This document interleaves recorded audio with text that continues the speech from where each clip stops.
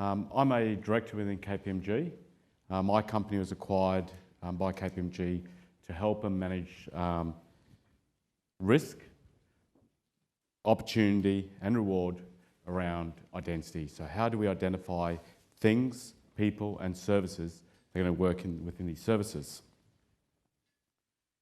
So when I got asked to present here, the first thing I thought about is I could go and find some really cool hacks that have occurred.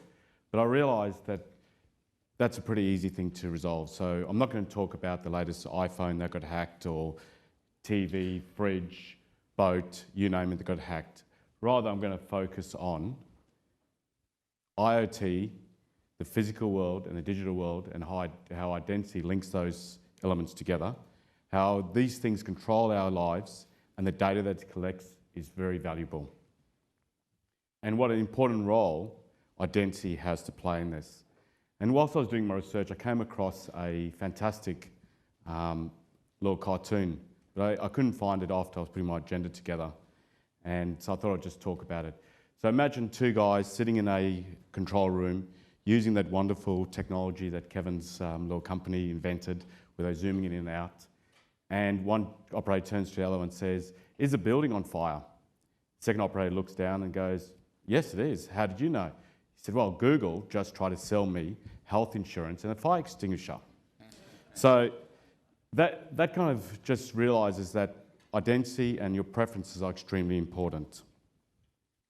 So what I thought I'd talk about is what we know about identity and security today. And then look at it from the internet, the device, and privacy. So if we think about the internet, it is an extremely dangerous and dark place. Lots of bad things happen there. You attach a device, a phone, a watch, and it is hacked. Someone's out there scanning it, and not always for good reasons. It may actually not be the target. If we can leverage something like fog computing, these hackers can use that to create a massive campaign against a financial institution or even our nation. So we know the internet's a very dangerous place. But at the same time, we use it. We use it because it is good. It makes our lives better. But we're still learning. And one thing we do know is that if we manage our risk and our reward and opportunity carefully, we can do really great things using the internet. Then we look at the device. Well, it's not just about the device. I can secure a device. You can secure a device very clearly using isolation, using cryptography. But it's much harder to secure a device over time, and as we scale from one device to hundreds, to thousands, to millions of devices. And then I asked him what he had. And what he thought he had an iPhone app and he had a Garmin device. This device is tracking his real-time activity, uploading it to his device so he can monitor it. What he actually had was much more complex. And he didn't understand this. He had a Garmin device that was connected to Garmin Connect. It was uploading the data, running all kinds of analysts across that to provide a very useful interface for him on the iPhone. Garmin Connect also has an API strategy. They're a platform. They want people to leverage that data. So Strava leverages that data. So Strava is a third party that connects that information, allows me to share it with my communities and my friends. On top of that, Strava then has its own API strategy, and it exposes that data out externally. And I can think of a technology called heat maps. So I go to Strava, I click on one of their partners, and I bring up a whole bunch of routes about all the information that I can see about all the rides I've done over my entire life, which are my favourite rides, which aren't. At each one of these points, data is exposed. The data that is exposed from the watch he collected goes to Garmin, it's augmented with my own personal data, enriched, goes down to Strava, enriched again, and it goes out to third parties, enriched once more. So the data becomes richer and richer as we go down the track. The only thing that is controlling my preferences is my identity. Identity becomes the single firewall that protects my identity and the data about me as it goes through this ecosystem. So that's what we're going to talk about. Don't worry about the slide, it's messy, but I will kind of talk through these elements, hopefully not too much in detail. But identity has a number of roles to play. It has a role to play at the device identification. It has a role to play linking the device, the enrolment of the device to me as an individual. it has a role to play at the privacy, how my data is controlled, and how the data is shared to the third and fourth parties as a previous example. So at the device, you know, if we can't identify the device, we cannot manage it. If we cannot manage it, we cannot patch it. And one thing we know is if things aren't patched, they're definitely hacked. But I'm hoping one day when I can identify all my devices, I can find the devices I'm no longer using, because our attention span is very short. And over time, we'll forget those devices. That does not mean they're not sitting there listening to us actively on the network and possibly what are we saying. As part of the discovery, I also went and had a look, and there was this project called OWASP.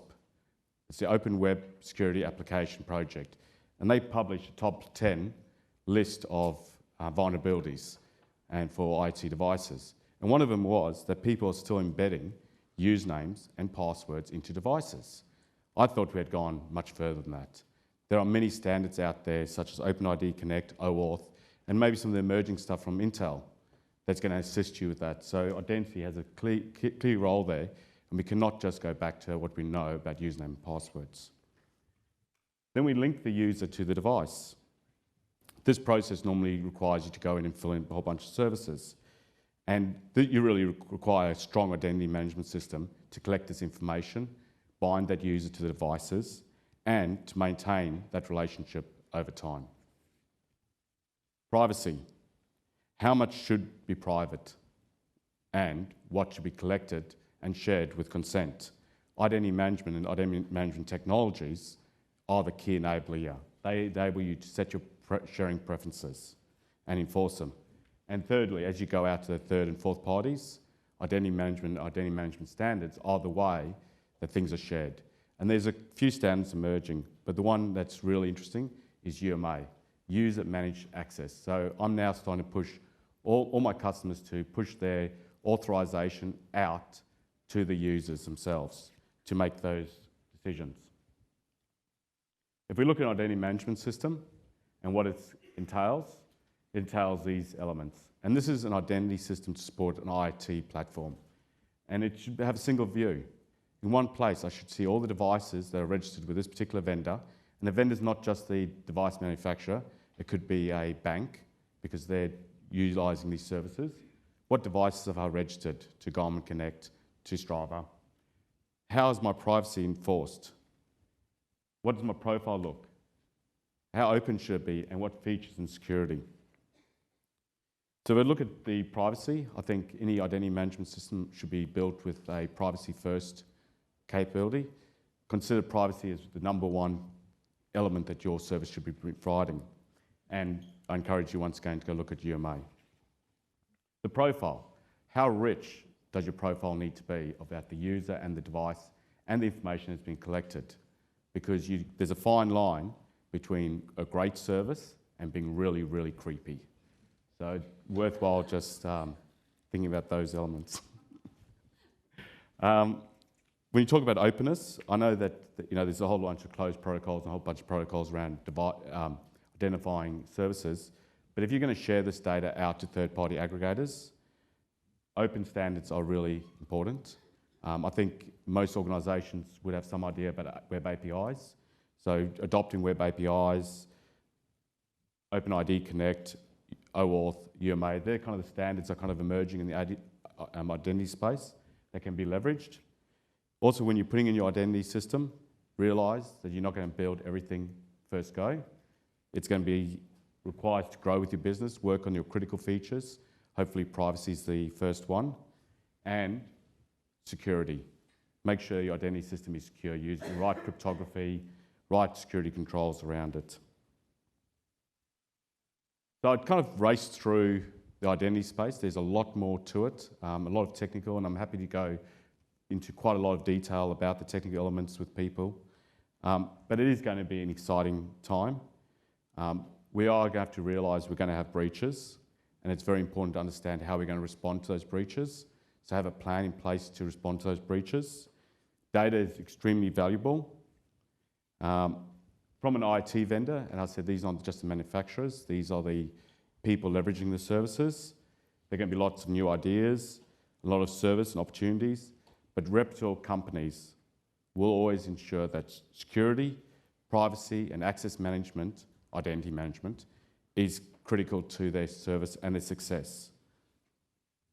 As IT consumers, think about the services you buy, think about the impact of those services to your family, to yourself, and make sure that the vendors that you engage with have privacy policies, have the rules around how those privacy, and you can manage the preferences for yourself. So I think that pretty much covers the point about identity. I think the last thing was we have the capability today. A lot of open source identity projects exist, a lot of commercial technology exists. We have the ability to get the identity and the preference sharing stuff right now before it gets too bad.